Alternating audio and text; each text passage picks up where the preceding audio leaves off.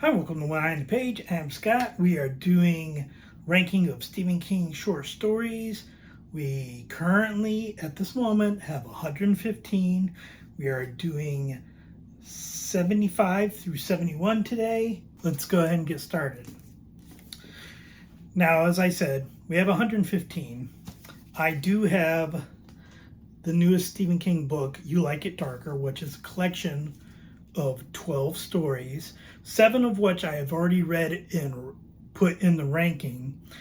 5 of them I did not know what kind of stories they're going to be. It looks like at least 3 of them are novellas, at least one's a short story, and one's kind of in an iffy land, so I have to read it to figure it out. But once I finish reading this, I will put them in the rankings, and if any of these stories that I haven't ranked yet fall in an area that I've already gone over, I will just clarify on my next video where they will be ranking. If they're further down in the rankings, I'll just get them when I get to them. But let's go ahead and get started with the current rankings.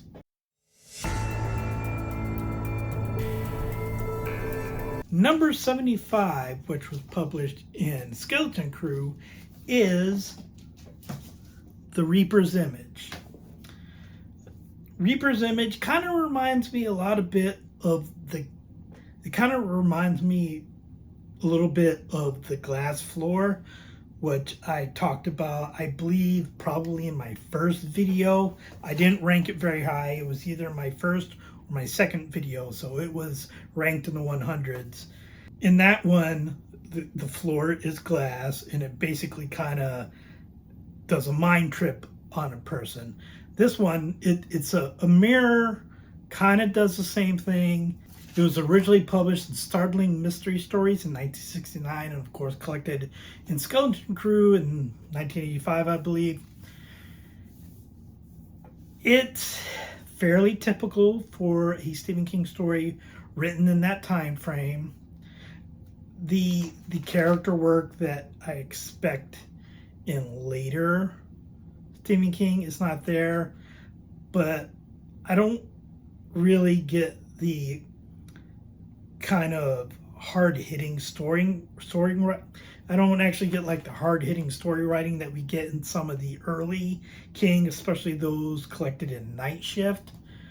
So it's a decent story, but it's no way memorable at all. Story number 74, also in Skeleton Crew, is Cain Rose Up. Also a book that was published in the 60s in 1968 in Hubris magazine, which was, I believe, the college magazine at the University of Maine, Orono, that he attended.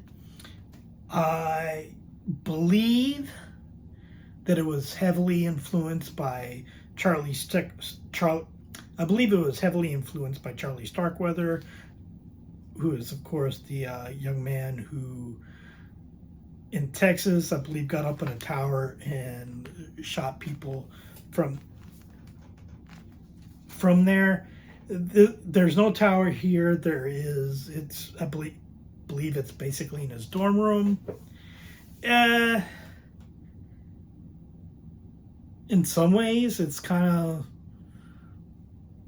like maybe Rage if Charlie Decker had got past high school and gone to college and was, I guess, a bit more of a loner.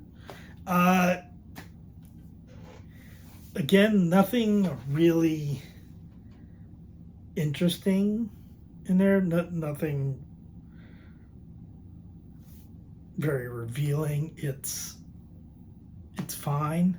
I tend to, when I see Stephen King stories, and I see stories that are published in a year, 1968, 1969, and they're not collected for a decade and a half, I think that says something about the story. The only thing that would say something more to me is if the story's not collected at all, which we have had a few cases of that, and generally those stories have already been talked about. Not to say that we won't have some stories that have not been collected that will rank higher, but they're the exception. Yeah, Cain Rose Up. I think when it came out, I was a teenager. I think it said something more to me then than it does now. That may have more to say about me than it does the story, but that's the way it is. I look at that and I just don't see it the same way as I did then. And it was not even anywhere near one of my favorite stories then. I just think I probably connected it with it just a little bit more then than I do now. Story number 73 is The Crate, which is not technically collected, except it is collected in Creepshow. It is written, obviously, in a comic form, basically an EC comic-like form, but it was also written as a short story. It was published in Gallery in July 1979. It has not been collected as part of a short story collection. The short story is pretty similar to what we see in Creepshow, the movie. I honestly think that the movie version of the story is a little bit better because it goes way over the top, especially with the character of Wilma, the wife. In the story, in the movie, I'm not sure she's played by. My mind wants to say Bonnie Bedelia, but I don't think that's correct. But the over-the-topness of it in the movie works. Doesn't really go over the top here.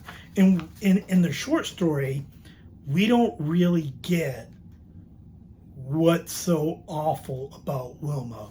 We are not hit with it. We're just getting the husband's version of it, which is kind of like secondhand, and it's kind of like, I mean, it just sounds like he wanted to take his wife out, and I don't know why, because it sounds like she wasn't a lot of fun, but nothing worth offing her for, which in the movie, obviously, not anything worth offering her for, but you can kind of see, it's like, oh yeah, definitely henpecked husband, awful wife. You can kind of see it. You just don't see it in the short story. There are better versions of this story in the Monster in the Dark and in the using something like this for revenge. Stephen King has done it better in both types of ways. So it's okay. I would say, get Creepshow, or better, watch the movie. The movie is pretty good. Definitely a callback to the EC Comics, which I am not old enough that I remember EC Comics, but I know about EC Comics. Story number 72 is our third story from Skeleton Crew. It is Nona. Nona was first published in an anthology, Shadows, in 1978, then collected in Skeleton Crew. It's a fairly typical type of Stephen King stories, especially in this time frame. The narrator is getting in a lot of trouble along with Nona,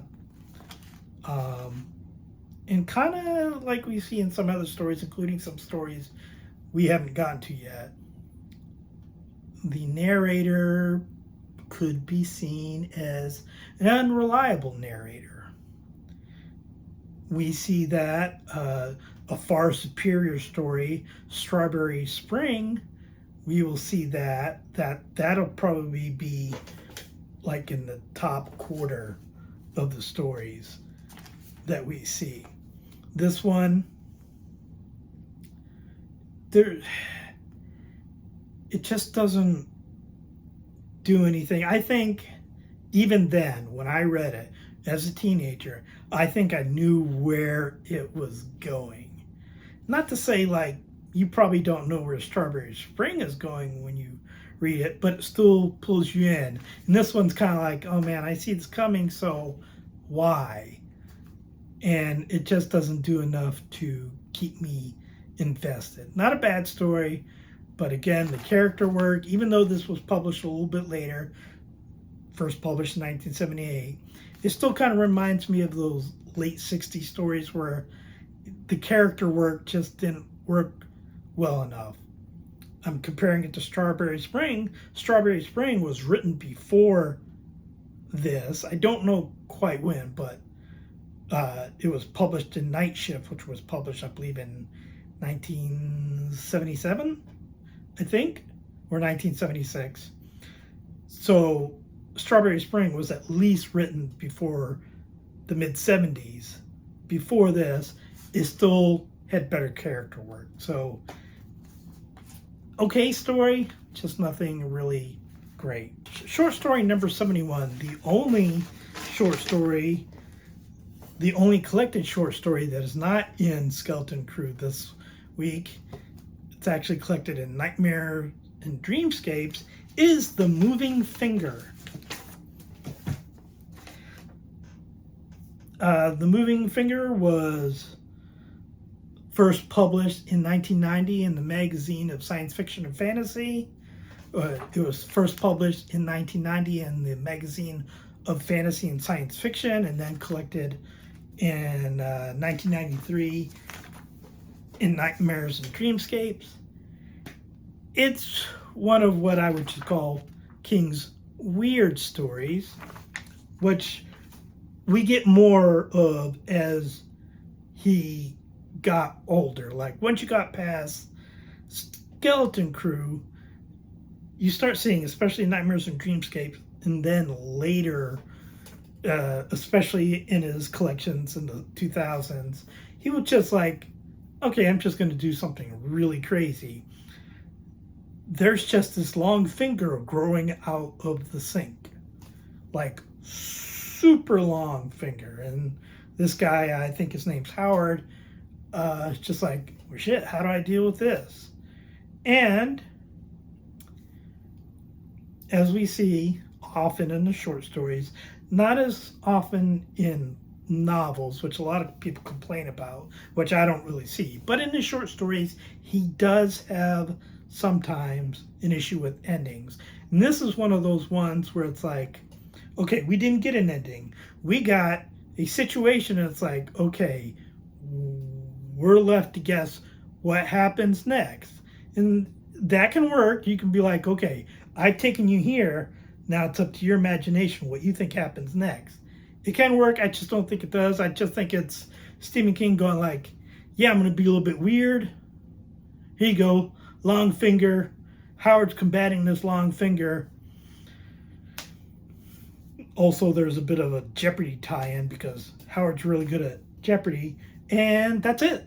That's really just it. And it was fine. But it just doesn't stand up very well for me. That is it for this week. Next week, as I said, I will be talking about You Like It Darker, whether or not any of these stories that I haven't read from there will show up in here. Like I said, at least 3 of these are novellas, so they will not show up when I do a video about You Like It Darker on its own. I will kind of tell you where those stories rank as far as my novellas listing, which I have. So I will talk to you next time. Please like and subscribe, leave a comment. Talk to you later.